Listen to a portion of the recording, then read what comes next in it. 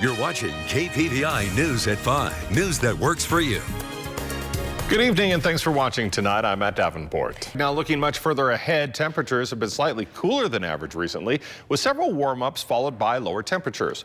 Forecasters say over the next month they should creep back to above average and we'll see more days in the 70s. According to officials, the slow warm-up has lessened the threat of spring flooding from the snowmelt. Millions of taxpayers are paying for a service that should be free. Really? Interesting. Wow. Okay. All right, well, cool. Matt, are you ever going to move that cup? Oh, this coffee, has this been here the whole episode? How does one forget and leave a coffee cup on it? Oh, see you back here at 10. If you flipped on at Discovery at Channel Sunday night, you may have seen a Pocatello couple. KPVI News that works for you, journalist Zane Hopen joins us now live from the newsroom. He joined the couple and their friends as they watched their efforts to survive the jungles of Guyana naked. Zane. Thanks, guys. At least 7 students were injured in a shooting at a Colorado school today. Just outside of Denver, Douglas County officials responded to STEM School Highlands Ranch just before 2 p.m. Officials say 2 suspects are in custody and there could be a 3rd suspect. The victims were taken to area hospitals. We'll have the latest on this story tonight on KPVI News at 10. Today in Washington, a new front in the battle between House Democrats and President Trump. The White House taking steps to block another subpoena from lawmakers. And the president is getting support from the Senate's top Republican, who says now that the Mueller report is out, it's case closed. NBC's Blaine Alexander has it all covered from Washington, D.C. Tonight, we are getting our first look at one of the suspects in the deadly school shooting outside of Denver. The 18-year-old and a younger classmate accused of bringing pistols to campus and opening fire, killing 1 student and injuring 8 more. Jay Gray is in Colorado with a closer look. Governor Brad Little, local law enforcement, and other leaders officially cut the ribbon for the Southeast Idaho Behavioral Crisis Center in Pocatello today. The center is the 6th of its kind to open in Idaho. It's open 24 hours and helps those having a mental health crisis.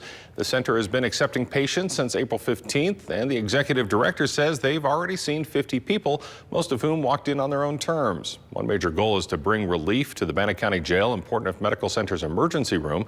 The opening comes after several funding bonds failed. So the state contributed $200,000 in startup costs and will give $1.5 million this year and next year towards operations. Looks like next week overall will be a warmer one than this week. Okay, I'm liking that 80 degrees out there. I could take a little bit of that. I'm looking forward to a nice weekend. Last weekend was really nice. We had some nice weather. Got a lot of stuff. Got a lot of stuff accomplished.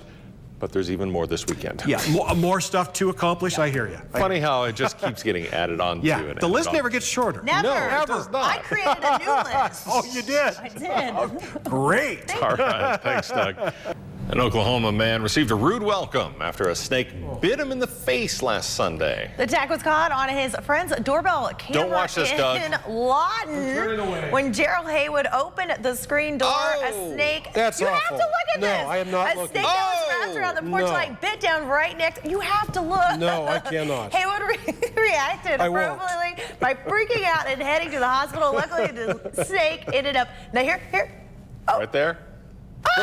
I'm sure it's scary as heck. Oh, it just wraps around his noggin. Oh, that's just awful. Now, the snake was not so lucky. Let's just say Haywood's friend sent it to a nice farm where it has plenty of room to slither. Is that snake heaven? Did they kill it? Oh, snake farm.